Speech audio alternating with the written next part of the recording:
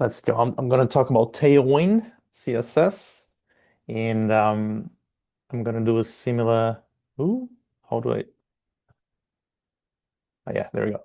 I'm going to do similar to what Kieran did, like just show the problem first. Like, why did they come up with this?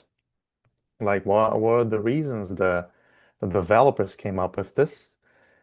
So in a regular CSS approach, we could have like many files if the app is, a big SaaS software as a service.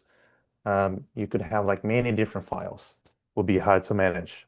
Not only many files, but they could be huge as well. Look at this photo. We got like 23,000 lines.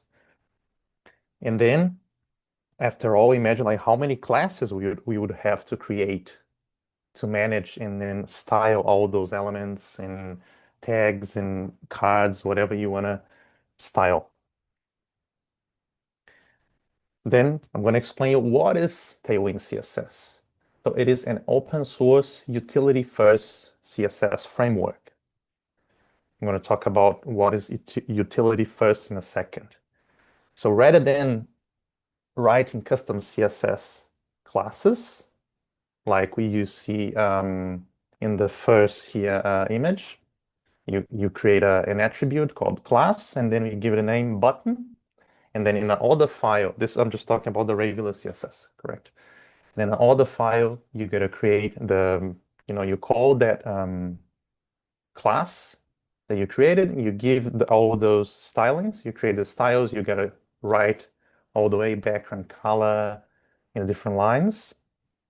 So rather than doing all of that, you compose styles directly in the HTML elements, as you can see here in this image. So you just create the attribute class, and then you insert all those stylings straight to that attribute. For example, here we have a button using regular CSS, and this is the Tailwind CSS version, styling the button on the same way. So here we got background color blue, 12 pixels padding, border radius 8 pixels, and color white. Here, the same thing, just using one line without any extra files in a way easier and quicker way you know, to do it. So the BG-blue-500 stands for background color, which is blue, and the intensity of that color. So if I'm not wrong, I think Tailwind use color scales from 50 to 950. But of course, if you want a very specific color, you can do it as well. It doesn't limit you. So text white refers to the color of the text. P3 refers to padding, in a specific case here, 12 pixels. And then rounded LG stands for rounded corners, large, which will be like 8 pixels. Yeah, so this is the foundation of Tailwind CSS. You just make it way quicker and easier and more organized. But you also have like pros and cons. People claim that there are cons for this method as well. So the pros would be it's very fast development. You just add all those stylings straight to the HTML elements. So you don't need to create like different names for every single element and then think about this all the time. You have a consistent spacing and design.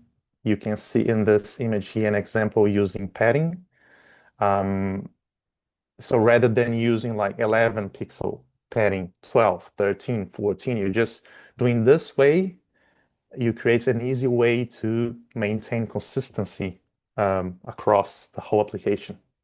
So P1, it's equal to 4 pixel or 0.25 REM, so on and so forth. But of course, you're not limited to this sizes or distances. You can make it like as refined as you want.